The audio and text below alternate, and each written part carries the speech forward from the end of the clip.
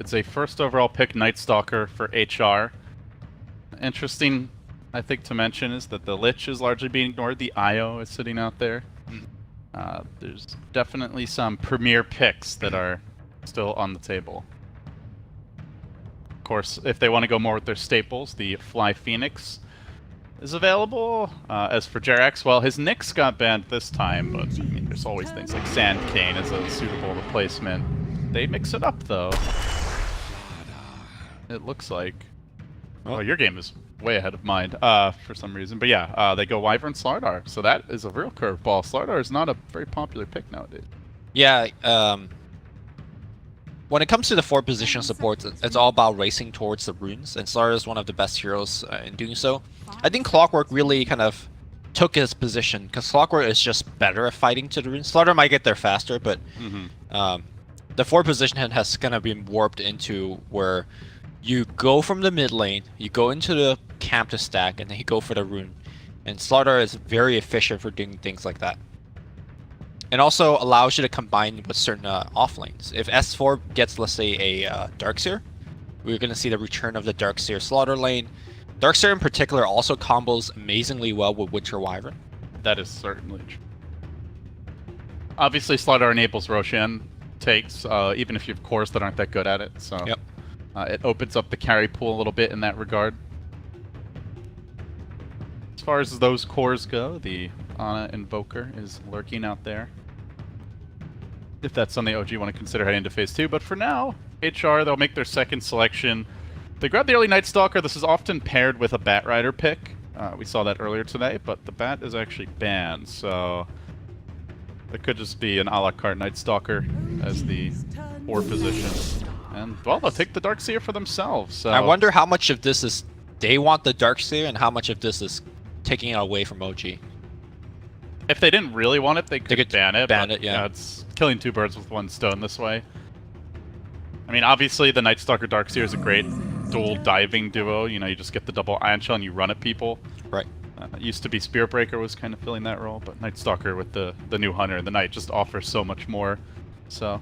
Gives them a lot of aggression. Obviously, the Darkseer sets up for late game. I mean, still they could go for something like the Shadow Fiend, if that's what HR have in mind. Interesting to see them step away from the 3-3 Clockwork, which had so much success earlier today, and even when they tried to run as a support for Milan. Seems like a comfort pick for HR, but maybe one they've lost faith in after that game. Yep. Do you want to mention this is another Winter Wyvern first phase pick? I think this might be only like the 4th or 5th game ever. That's the case. Yeah, EG picked it like 4th or 5th yesterday in their series versus Liquid. OG is a team that actually picks it first phase so commonly. It's a hero that they're comfortable. OG just picks those types of supports early. Like they pick the Phoenix early, they pick the Wyvern early. They tend to prioritize Fly's heroes early in the draft, I think, a lot more than other teams. Sure. We're going to see the PL ban. Definitely a hero that's quite annoying. OG, in fact, earlier today ran, I believe, a Brewmaster 4 position for Jerax. Okay. Quite the annoyance to... I mean, imagine Sven just getting like Drunken Haze and stuff like that from a 4. It's pretty nasty. It is very greedy. Like, that Brew has to have a good start to be relevant later on, but... if you can get away with it, obviously. I mean, I think OG nice. as a whole drafts pretty greedily. Like last game, we saw Phoenix and Enigma. These heroes don't do anything until you get farmed, but they have a lot of confidence in kind of directing the game state to one where they can get farm and can get some objective, despite having greedy heroes. So OG looking for the bans here. Banning out a lot of carries. The Lycan, now the Sven. Interesting. I guess the Sven is pretty much the Slardar counter with the Warcry. I think one hero that OG might want to consider is taking out a Slark. Not a hero that we see too often, but it's definitely one of the best carry hero that HellRaiser... Like, HellRaiser are Slark pickers, right?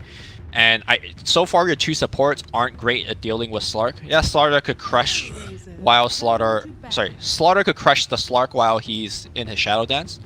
But apart from that, he could, you know, Dark Pack off of pretty much anything.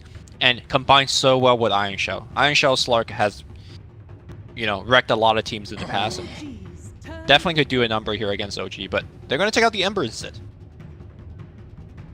I like this Ana Invoker ban. I think that just synergizes really well with what they already have. They need a pretty heavy carry. They've got tons of control, but not much damage. Invoker offers you that. 10 seconds remaining. So, smart ban. Let's see now with OG having the pick. Oh, your screen is still black. I know. I should probably be casting up yours. Yeah, I tweeted out a picture of it earlier. My draft is everything is in shadows. I replied to that tweet. I don't know if you saw it yet. Mm-hmm. I haven't had the pleasure, but I'm sure I'll check it out later, Lumi. Yeah, I'm sure it'll be very dank. Yeah, it is dank indeed. Mm-hmm. Yeah. So, really, I guess the TLDR is it's the Dream Night Stalker game because everything is just darkness and shadows on my screen. Yes, that is. They only play off of your screen, LD. Are we gonna see any Pugna here, Lumi? Pugna for HellRaisers? Just for anyone. I mean, Pugna's been so popular for a lot of the teams in the tournament. They picked it earlier for Swift Ending. Had an amazing early game and then kind of just falled off. Yeah, completely fell off, I would say. Also, Void being ignored this series. Void has been a very popular pick and ban at the International 2017 so far. Death Prophet. Yeah, it's obviously someone who's great. It goes well with the amp damage for taking Roshan, gives you that objective taker. But they don't know... Normally I feel like we see Death Prophet once you kind of know the matchup in the mid lane, and that's definitely not the case yet. I want to say, and don't quote me on this, that whenever they have Death Prophet, it's No-Tel playing at mid. And they put Ana in the carry position. Alright. I'm going to do a quick stat check on that. The anti-physical damage pickup comes now. Lich, okay. The Lich is grabbed. You see a Slardar. Obviously, the Frost Armor is great against him. You see a Death Prophet. Same is true there. And perhaps you see an opportunity to pull ahead in these lanes. I mean, I think their laning stage is pretty strong, honestly. You've got two heroes running around with the Ion Shells, and now you've got the Lich to get the experience advantage. But OG, they snag a hero that was banned last game. They're going to grab the Anti-Mage. Well, late game pretty secured. Yeah. Unless HellRaisers pull something crazy out. This, I mean, do you want to Pugna into this? On one hand, you get the early game dominance, you get the pushing. On the other, you're a walking mana bomb for the anti-mage to come in and wreck your whole team. Yeah, I don't know if Pugna's the hero. Like, as far as a pushing hero goes, I think Dragon Knight, obviously not good against Death Prophet, but maybe you just send the Lich to try and help secure that lane. Troll Warlord. But I do think you want to push. You want to be able to apply pressure to towers and constrict OG early. If AM's just allowed to free farm, eventually they're just going to take Roche with Slardar DP, and they don't have good catch for an AM right now. This Troll can man fight him. I mean, Troll is what, the lowest int game in the game, so he's not too worried about Mana Void. Counter, got him. Troll is the anti-mage counter. He's so stupid that anti-mage can't even scratch him. But obviously AM can just try and avoid fights with him. Yep. Not gonna lie, I so far don't really see the synergy of the HellRaiser draft. I mean, I see a vacuum, but then no way to really combo. What are we comboing vacuum into? Range Whirling Axe, get that AoE slow out there. Obviously, you still have the Iron Shower early game on the Night Stalker, that's always good, but we need a... Because to me, the Darkseer pick is pretty much a waste. In fact, the Darkseer pick could be a liability. Anti-Mage love laning against Darkseer. Yeah. Maybe you send the Lich there to try and shore that lane up, but... I actually think you send Lich and Troll there. That could work. And then you put the Darkseer. Put the Darkseer safe lane. Night Stalker can roam. Yeah. 10 seconds OG may just play musical lanes at that point, but... Sure. Yeah, I don't mind that idea at all. I think that's obviously the big benefit of the Lich pick, is it gives you that flexibility. So they'll want a mid. They'll want someone that can ideally deal with anti-mage later on, or at least match up okay, and who can not get crushed by Death Prophet in lane. So preferably a ranged hero. Lina just got banned. Who else is there? There's Quap, Puck, TA? TA. Although TA against Wyvern is a little bit dubious. Shadow Fiend again, I think it will be fine. You just want some sort of physical damage dealing mid that could push the building and pressure. OD, fine. Not as good at pushing building, but a lot better against dealing with the co-embrace. Yeah, the OD AM matchup is interesting, right? Because obviously OD's orb is amazing against the AM with all that pure damage, but on the flip side, he is a walking bomb as well for the Mana Void, so if you can get him low. So I talked about the Brewmaster as a So 4-position pick. Is it an off-lane brew for S4, or yeah, as a support like Slardar? Yeah. Okay. Drunken Haze. Well, this is ideally the counter to a troll lineup, right? Is getting a lot of evasion and mischance, so that all that attack speed doesn't matter because they're just missing you anyway. Could be really nice in a fight, like troll battle trances. You just cyclone him. The danger with what's happening against OG is that I feel like the sacrifice for Lich is gonna be great. No matter what lane he's thrown in, whether it's anti-mage or Brewmaster, they both will suffer not having enough creeps. Although with that said, I feel like Brewmaster split is gonna go off pretty reliably. You're looking at Night Stalker as really the only real way to shut him down. I feel like this OG lineup is super greedy. AM obviously needs a lot of time. Yep. Death Prophet is okay on her own in the lane, but still needs a ton of farm to be relevant later on. Wyvern needs a ton of experience, like very much like the Phoenix in that regard. The Slardar, I mean, he doesn't need items, but you at least want to get your level 6, you know, get the amp damage, and Brewmaster is an offlaner that needs a blink to really be effective, or at least some sort of brawling item if you just want to run in. So one of those initiators is going to need that mobility item. This is, like, to me, 5 greedy heroes. Yep. And you're up against a Lich. So I actually, that said, you know, OD's not the fastest hero in his own right, but I feel like the Night Stalker and the Lich could have a big impact. I mean, I agree with you that I think OG's got the way greedier draft, but it comes down to whether HellRaiser can punish them, right? Mm-hmm. Last game, I want to say that OG has also got the greedier draft, but they weren't punished, so. Alright, we're into game 2, where HellRaiser really needs to start winning some games. Yeah, this is, yesterday you had a bad day, it's like, alright, we just have to recover and come back strong tomorrow. You have a bad day today, and it's like, alright, we have to win, or we might just be getting eliminated. Yeah. That is the position that they're in. To be fair for HellRaiser, they only had one set of games yesterday against LFY, which was, I guess, the group leader, so... No dishonor losing to LFY, but... No dishonor, but a loss is a loss, Luke. Yeah. But TI is not about honor. TI is about winning. Or going home crying. Which will it be? Will it be tears or joy? I mean, right now it's about, you know, not losing out just in the group stage, right? Making the phase 2.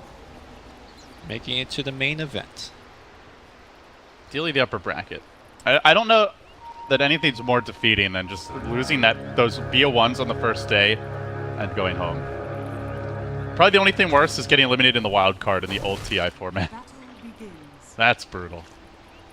Suddenly, you know, people are like, oh, it's a 2-week vacation. It's like, are you serious? If anyone's a competitor, they are borderline suicidal after watching other people play on that stage where they feel they could beat those players, beat those teams, do better, and just being spectators. Do you like how they got rid of the wild cards yes. in favor of just having more teams and playing it out? I mean, I don't think it changes. There's like the group stage is basically too much Dota anyway, right? It's just like 4 games at once. The players can't even watch half the games. The casters can only, you know, catch a few of them because they're constantly casting. Fans can't keep up. Even if you have 4 streams open, you're not really watching all 4 games at once. It's like Jerax will manage to snipe the courier in the mid lane. Nice. I saw him going for it, but the courier was like hugging the left side, and he somehow still got it. Snuck around. But yeah, there's too much Dota anyway, so why not just add a couple more games, as you will suicide to the neutrals. And ensure that everyone gets a real fair shake. Like, at this point, no one can complain, oh, they got unlucky. Or maybe you face C-Deck in the wild card and you get eliminated, you know, and that team actually is, you know, a top 2 team at the TI. LD, I don't know if you're new to this esport thing, but people always complain. Yeah. FYI. I'm a newbie. What can I say? Oh, as a veteran here, let me tell you straight. People will complain. I prefer the term savvy veteran. Savvy. Thank you very much. Okay. Bottom here, 33, gonna surge himself back out before anti-mage burns the rest of his mana, but the lane is pretty much control. I mean, do you like this decision by HR? I know we talked about trying to send the Lich to the AM's lane to test him.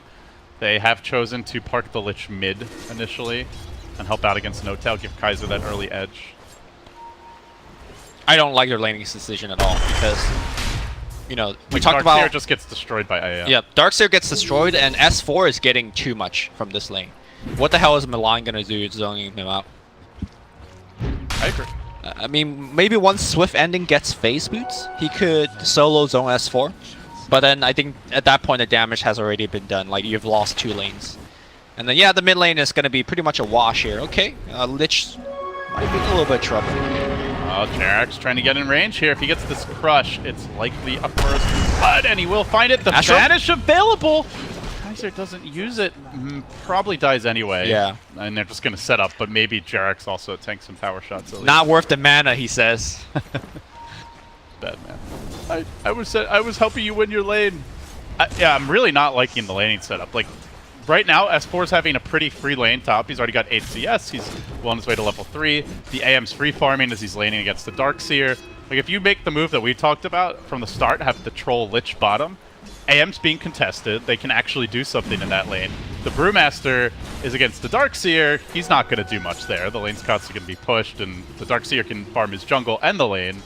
That just would have been a far superior laning setup to me, and they're not even winning mid. The CS is even.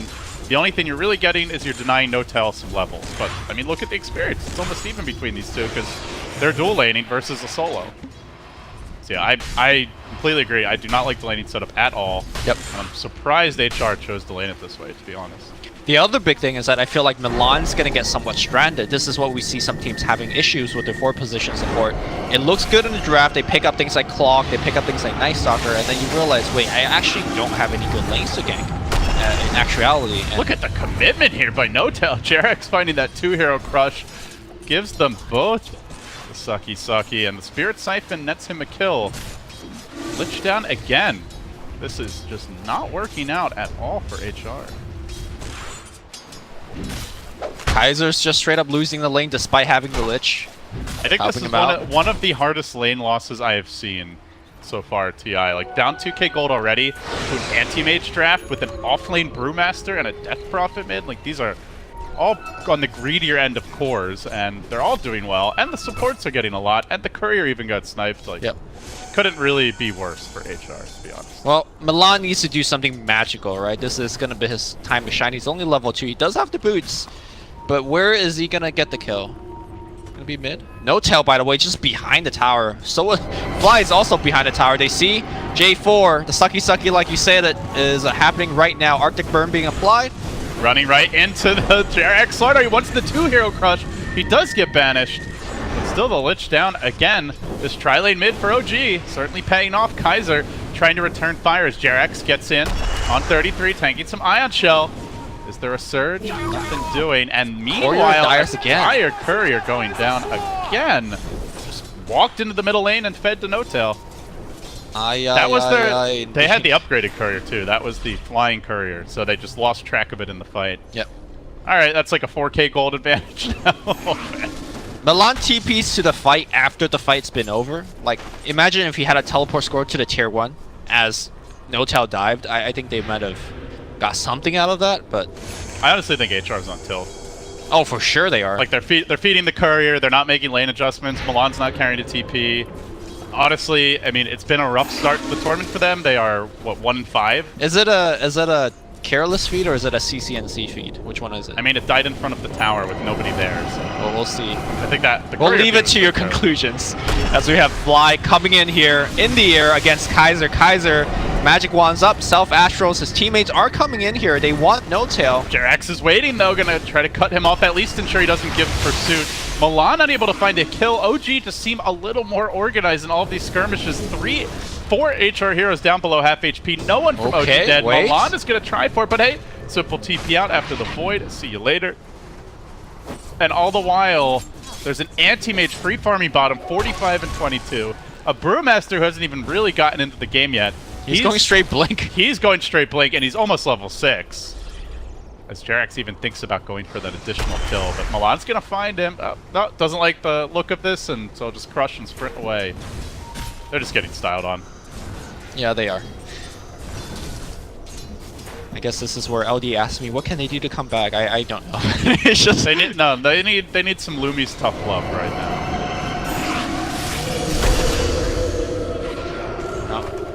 Notel is going to commit the exorcism here. Looks like they want to try to apply pressure to this tier 1 on the back of that kill. But Jax will be caught out, run down by the double ion shells. Decisive kills for OG. Probably not going to be a very effective exorcism. Unless you really want to commit on this tower. There's 3 heroes nearby, and Notel should know it. He saw 2 bottom. He knows the OG's mid. The one he didn't see is J4 coming around from behind, but he might get surrounded and punished. Jax comes in, cutting him off at the pass with the Void, the follow-up. Ion Shell, they get the kill. A bit over-ambitious from Mr. Notel. Now a double. This is the type of fight that can get HR back in the game. More? 2, maybe 3. It all started with the Death Prophet in too deep, and it's going to end with a triple for the Darkseer. Just like that, halfway to a mech if that's what he wants. But on the back line here, Brewmaster comes in with the one-man clap. Nice micro by the TI champ, and he is going to run down Kaiser. Pretty sure. Another boulder toss, follow-up comes through. They got the tornado. They have the damage, Cyclone, Dispel. Another boulder when he hits the deck, immolating, still not dead. Wait! And he doesn't get it. Not quite. Yeah, unfortunate. Maybe he could have put the Earth Bruling a little bit further on up.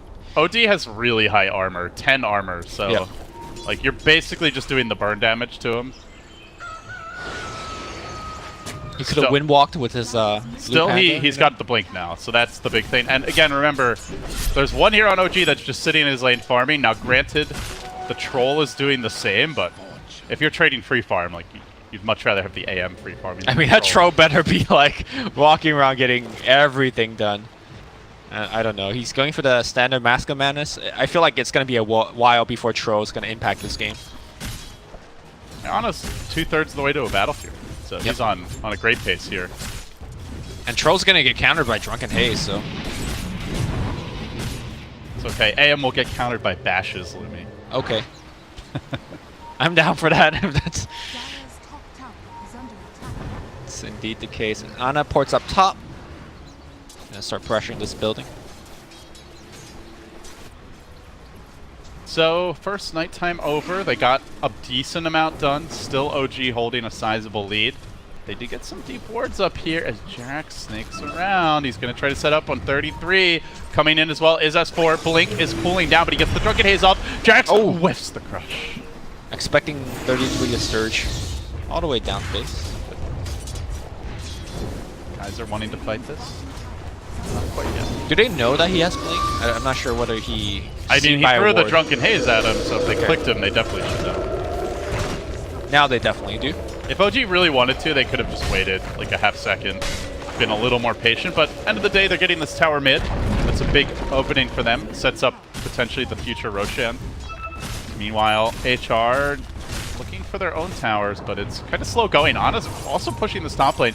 And during the daytime, he is unafraid of Milan. Blinks in, chews up all his mana, threatens with the Void even. Freely cutting the wave, 600 gold away from a Battle Fury. You're looking at, what, an 11-minute Battle Fury? With all the accoutrements, all the little accessories. Bottom lane, though, grabs an opening.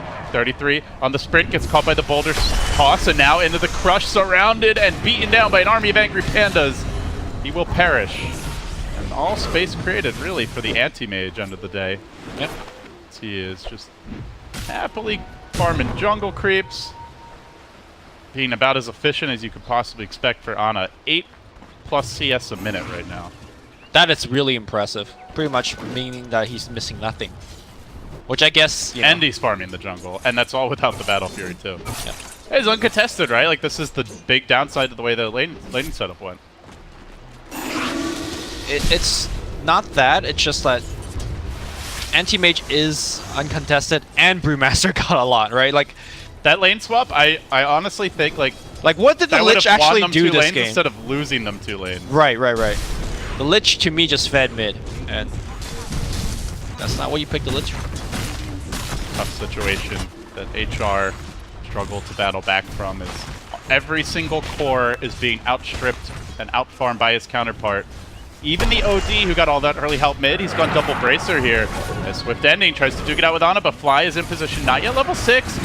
Mana Void is available, but Troll's mana pool so pitiful that it probably wouldn't be enough for the kill anyway. Secret counter to AM as we touched on earlier. But that's... LD, you've done it. You broke Dota. You figured it out. Yes. Why has nobody been picking Troll to counter anti-mage, guys? Look at that int. 21 int. That's pathetic. I think PA is also up there, or rather down there. Down there. When it comes to int gain.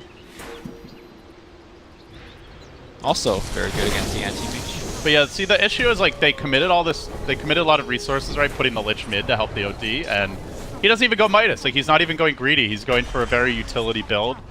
So HR is really setting this game up that they have to have a good, let's call it 15 to 25 minutes. And I just think that's OG's lineup is already online, you know? Yep. They already have a very strong 4 Protect 1, so if you're going to commit the Lich mid, I think with the way the lane's you have to be greedier and try and squeeze a Midas in to have any shot. Yeah, and I don't count on OG giving them the freebie 1x1x1 that they just did like 5 minutes ago.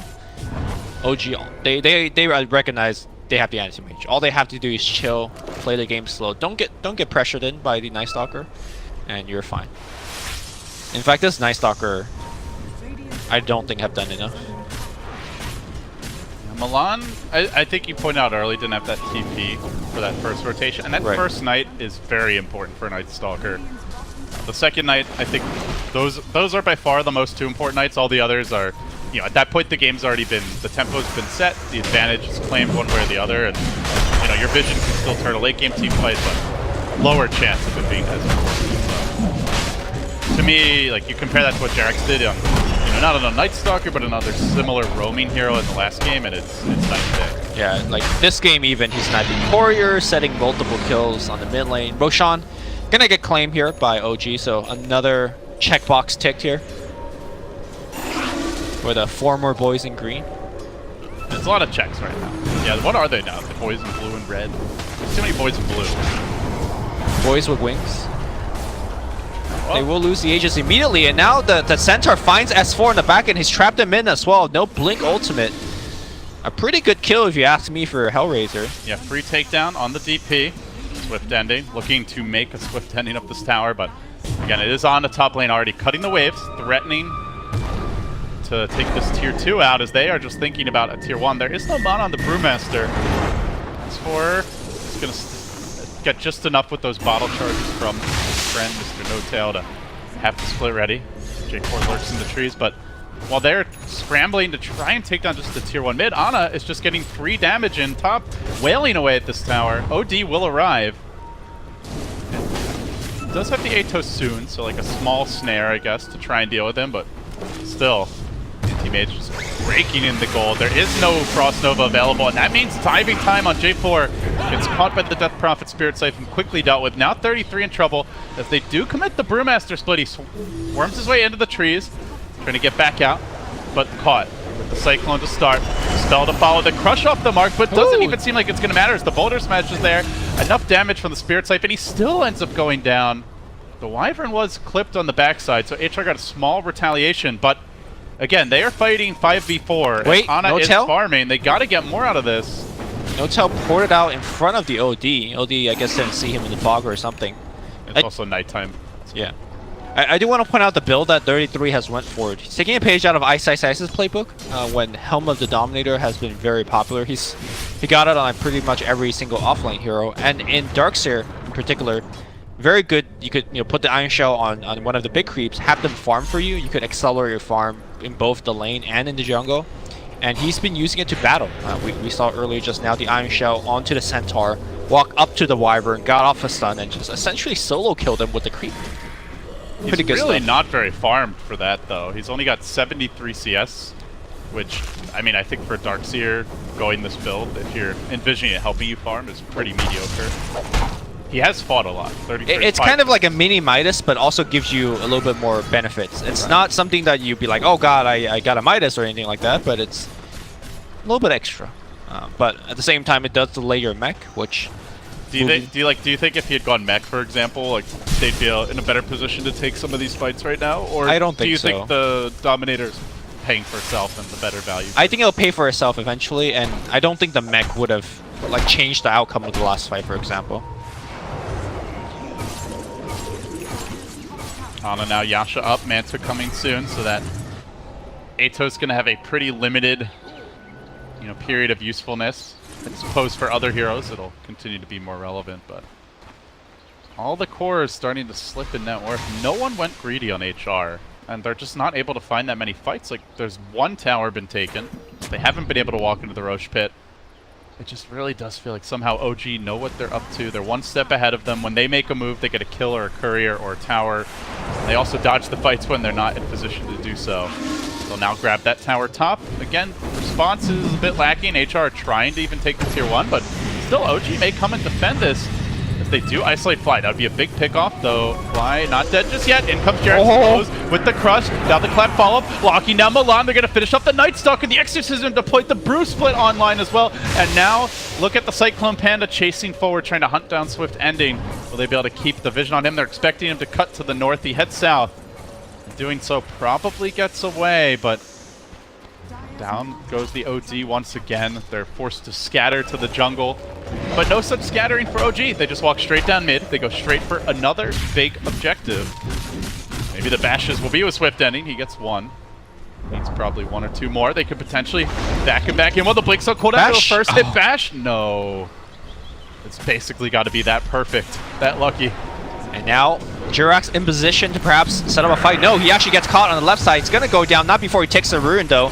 S4 comes back in. Anti-Mage pops a Mantis out. Chain Frost is going to be available as well. Mana Void got a Magic Stick, but here comes a good curse. I think it was on the Centaur of all things. Fly on the backside. Looks like he's going to get caught out. OG, this might not be the fight that they're looking for. Fly goes down as well. No-Tail comes back in, but here comes a big S4 clap. They see Kaiser isolated. They can burn his mana very quickly. He's getting the sucky. Kaiser should go down, get silence on top of him. They need a little bit more. They will get it. No-Tail now under fire, but he's very tanky because he has a solo quest already. Now here comes Ana blinking forward. He wants to kill on Swift Ending, but Swift Ending making it to the shrine, pops a Whirling Axis, ring around the Rosie, but I think he ultimately will get chased down. OG set up, and with the Cyclone then into a clap, he falls as well.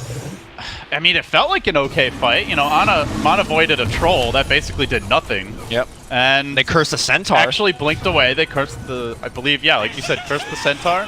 It was a pretty discombobulated fight. They didn't even have Exorcism for it. They still can't take the fight. It doesn't feel like HR have the firepower. Lumi, barring a godly Chain Frost, they don't even have a point in the wall yet, so they don't even have the Anti-Mage Illusion to work with. They're just really behind. Just under-farmed, under-leveled especially. And you kind of see it there, that OG can get away with a subpar fight and still take it. Yeah. Up by 14 net worth, 14k net worth now. Anti-Mage, no counter in sight. I mean, once Ana just picks up the butterfly, the game is effectively over. I mean, you could make the argument that the game is already over, but that will be the final nail in the coffin. Well, with a loss here, HR would drop to, what is it, 1-6? 1-5. Sorry, 1-5. I think I gave them an extra loss earlier. We started the cast. That's how the international work. And LD just has a slip, just hands out losses. I don't like you. You get this is so bad. You get a double loss. But it's going to be one win, and then every other game has been lost. I think 1-5 is right. Their win was against. Yeah, they were 1-3 coming into the series. They'd be 1-5. OG would be 6-2. So at that point, OG's in a decent position. They played. Who'd they play so far? That was like a tougher opponent. They 2-0 Cloud9. They played Secret, right? They 1-1 DC, 1-1 Newbee. Okay. Maybe Secret's a different game. I'm thinking of Blue. Alright, so No-Tail dropping now. The Exorcism, the Chain Frost comes in from downtown. J4 trying to chase him out, but they've committed a big ult already. No-Tail hides in the trees. He gets off the silence. Kaiser does not have a way to remove this. He's getting jumped and controlled for now. From the side comes the Brewmaster Split, isolating the Troll, throwing the OD up in the air so they can focus on other targets, and that sets up Jirax. Comes in, all head full of steam, and gets the double hero crush. Now the chase is on for Swift Ending as well, and he's cut off on the other side by Ana, who came in late to the fight, cleaning up the Troll. The OD gonna fall as well. That's 3 down. Everything they had committed in this fight, aside from the OD ult, and they still get run over. OG are already rushing towards the tier 4s, but they'll back off for the lower hanging fruit now. A follow-up crush, the back is there, but that's it. Still no point in the wall yet, and 33 might live to regret it. Sliced and diced. Anti-Mage chews him up, spits him out. Already closing in on said Butterfly at 3,800 gold. GG, OG. One of the quickest series of the international group stage so far. Yep. Feels like an hour in total both games. The impressive thing is that they're able to have a 22-minute victory with the anti-mage pick, and that just means they just outplayed them. Very same storyline as game 1. OG not showing anything crazy. I do walk away from this like the laning setup. HellRaisers had a better option. They didn't even try it. Yep. And you know, maybe they out mind gamed themselves and thought OG would try to dodge, and that's why they sent the lanes that way. But then they didn't also switch, so that makes me think they just weren't intending to do anything unconventional. But you know, that Darkseer Anti-Mage matchup, the Brewmaster Troll matchups, those are pretty favorable for OG.